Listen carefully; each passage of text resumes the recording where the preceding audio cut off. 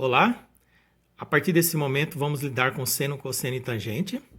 Então nós precisamos entender o círculo trigonométrico, que nada mais é do que um círculo de raio unitário, né? E aí precisamos determinar as fórmulas de seno, cosseno e tangente de um ângulo alfa. A princípio nós vamos traçar um ângulo qualquer, um segmento, e aí a partir desse segmento nós vamos obter o seno de alfa, cosseno de alfa e a tangente de alfa.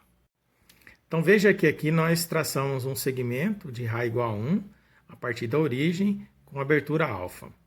E aí, primeiramente, nós precisamos saber onde está localizado o cosseno, o seno e a tangente. Então, o eixo das abscissas nós vamos chamar de eixo do cosseno. O eixo das ordenadas, seno. E esse eixo aqui, que é paralelo ao eixo do seno, ele é chamado de eixo tangente.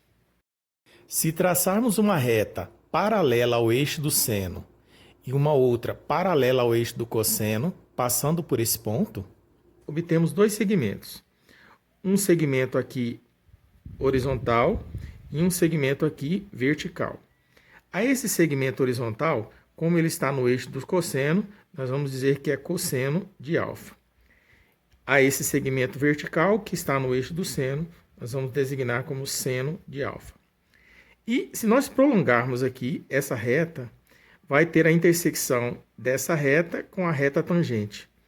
Seria esse ponto aqui. A gente pode dizer que a distância entre esse ponto e essa origem, porque aqui em relação à tangente é zero, para cima nós vamos ter valores positivos e para baixo valores negativos. Então, para você obter o valor da tangente, basta medir esse segmento. Então, isso aqui vai ser a tangente de alfa. E a ideia aqui, pessoal, é medir mesmo. Então, se daqui aqui, por exemplo, tem uma unidade, você pode observar que o valor do cosseno de um ângulo, ele não vai ultrapassar esse valor aqui. Por exemplo, aqui deve estar em torno de 0,8, 0,75. Então, e o valor do seno, que também não pode ultrapassar de 1 e nem de menos 1, é a variação dele. Então, aqui ele vai estar aproximadamente 0,6. Mas isso tem que ser medido para você obter o valor exato. Observe esse triângulo à direita aqui. Ele nada mais é do que esse outro triângulo que foi reescrito aqui. Então, observe, aqui é 1, aqui também é 1, e os catetos são cosseno, e esse valor aqui, que é essa altura, vale seno. Então, imagine o seguinte. Suponha que nós tenhamos um outro triângulo que tem as mesmas características que esse, ou seja, os mesmos ângulos internos, então eles são semelhantes. Nós sabemos que o maior lado é a hipotenusa, e aqui, como nós estamos designando o ângulo alfa, nós sabemos que o lado oposto ao ângulo alfa é o cateto oposto, e esse daqui de baixo é o cateto adjacente. Note que escolhemos um triângulo retângulo semelhante ao primeiro. Então, esse ângulo ele é congruente a esse outro, já que esses dois ângulos são iguais, e aqui nós temos alfa. Quem estudou semelhança de triângulos sabe que nós podemos fazer uma relação entre esses dois. Então, um está para H, assim como o seno está para o cateto oposto. Então, a gente escreve seno de alfa está para o cateto oposto. E assim nós podemos multiplicar cruzado, e nós teremos que seno de alfa, ou melhor, se o cateto oposto pode passar multiplicando, então nós vamos ter que seno de alfa é cateto oposto sobre hipotenusa. Aí, se nós considerarmos aqui, novamente, 1 sobre H, ou seja, 1 está para H, mas eu escolhi agora o cosseno está para o cateto adjacente. Então, nós temos o cosseno de alfa está para o cateto adjacente. Isso significa que, se nós passarmos o cateto adjacente multiplicando, nós vamos ter cosseno de alfa vai ser igual a cateto adjacente por hipotenusa. Veja que nós encontramos duas fórmulas importantes envolvendo seno e cosseno.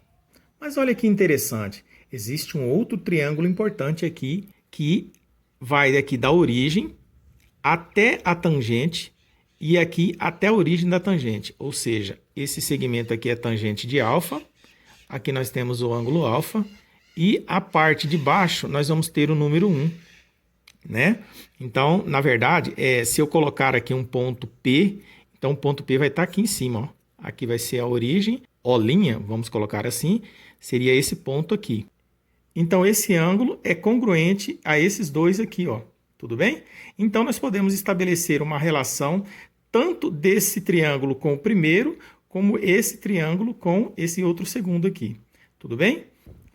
Vamos chamar esse aqui de triângulo 1, esse aqui será o 2, e esse último nós vamos chamar de triângulo 3. E aí vamos estabelecer uma relação entre os triângulos 1 e 3. Então, se você observar esses dois triângulos, se nós, por exemplo, começarmos com a tangente, então nós vamos ter tangente de alfa, qual é o correspondente dele aqui? É o seno, então está para o seno de alfa.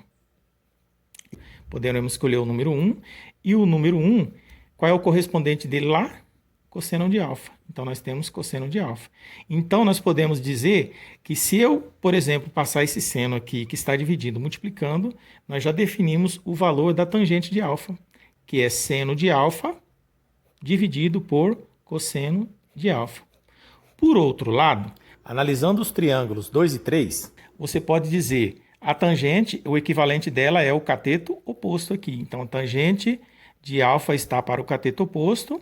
E aí, voltando nesse terceiro triângulo, o equivalente dele é o cateto adjacente. Então, 1 está para o cateto adjacente. Definimos aqui 1, 2, 3, 4 fórmulas. E ainda tem outra.